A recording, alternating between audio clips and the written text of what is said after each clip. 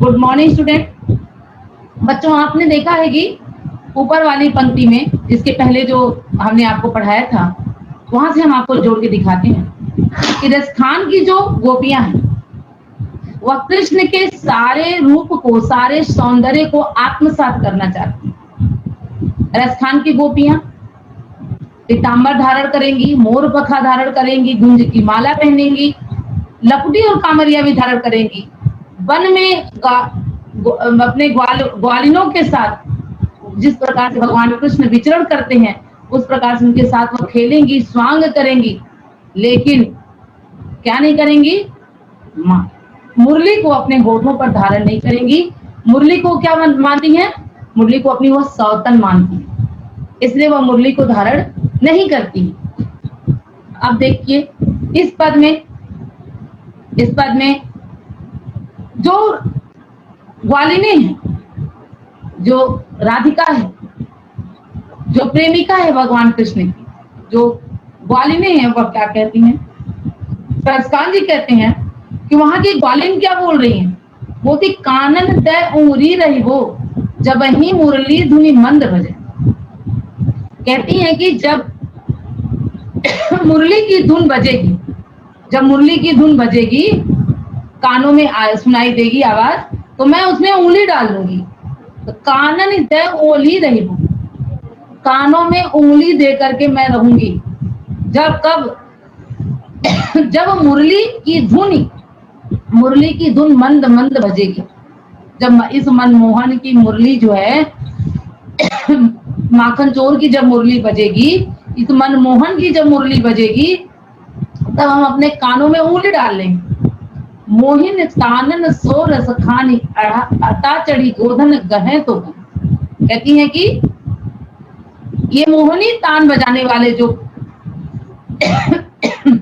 ये जो मोहनी तान बजाने वाले भगवान कृष्ण हैं, ये अटारी पे चढ़ के, किसी टीला पे बैठ के, ऊंचाई में बैठ करके अपनी इस गोधन गहे तो गहे, किसी पहाड़ पे, पर्वत पे, गोधन पर्वत एक था जिसको उन्होंने कानी उंगली से उठाया था, अगर उस पे चढ़ के अपनी मोहनी तान को बजाते हैं तो बजाएं।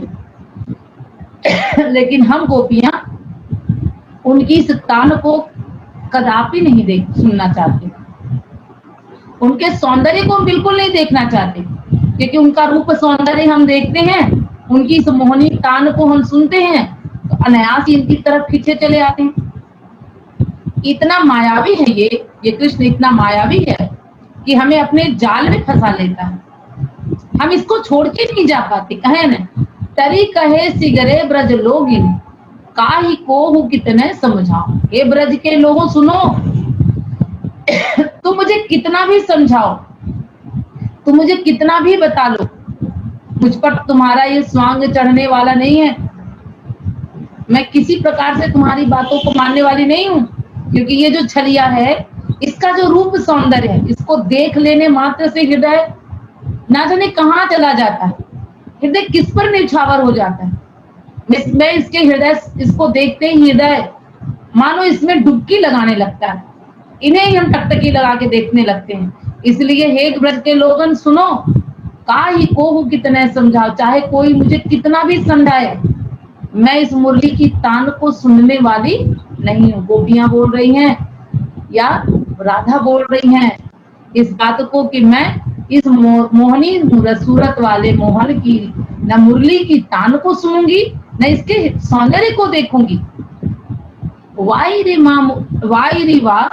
माई रिवा मुख की मुस्कान, संहारी न जहे न जहे। फिर कहती हैं अरे माँ, अरे माई, बने आह भरती हैं, इनके मुख की जो मुस्कान है, भगवान कृष्ण की जो मोहिनी मुस्कान है, इस मुस्कान पे तो सब कुछ हारा जा सकता है, अपने जीवन को न्यौछावर किया जा सकता है, सारे जीवन के सुखों को न्यौछावर किया जा सकता है, तीनों लोक के सुखों को न्यौछावर किया जा सकता है। इनकी मुस्कान को देख करके मानो हमारे हृदय में कोई और इच्छा रहती ही नहीं। गोपियां कहती हैं कि मैं इसलिए इस मोहनी सूरत की मुस्कान को मैं अपने हृदय में ऐसे बसाई हूँ, और इसे मैं जब देख लेती हूँ तो मैं इन्हीं की होके रह जाती हूँ। इसीलिए वह कहती है मैं कदा इनके सम्मुख प्रस्तुत नहीं होना चाहती। इनके सौंदर्य को देखकर मैं मानो इनके सौंदर्य में वशीभूत हो जाती हूँ, इनके सौंदर्य में भरपूर रूप से मैं खो जाती हूँ, इसलिए मैं इनके सौंदर्य से वह विमुख होना चाहती हूँ। अर्थात कहने का तात्पर्य यहाँ यह है कि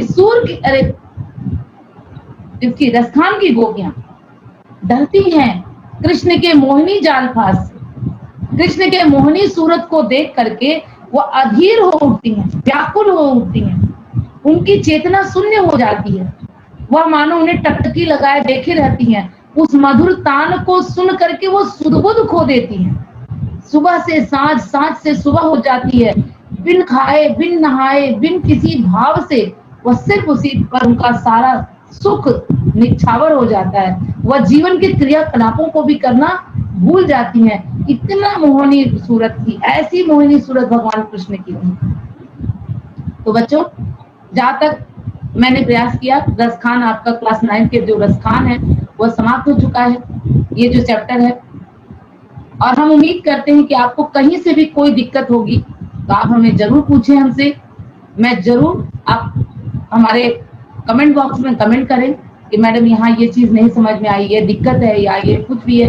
वैसे मैंने पीडीएफ भी बना दिया, प्रश्न उत्तर भी एक्सप्लेनेशन कर दिया, आप वहां से भी आप देख सकते हैं। सारा कुछ हमने डन कर दिया है। आज ये चैप्टर संपूर्ण रूप से समाप्त होता है। आज के लिए इतना ही, धन्यवाद। नई वीडियो के साथ हम फिर आपके सामने प्रस्तुत होंगे। Good bye.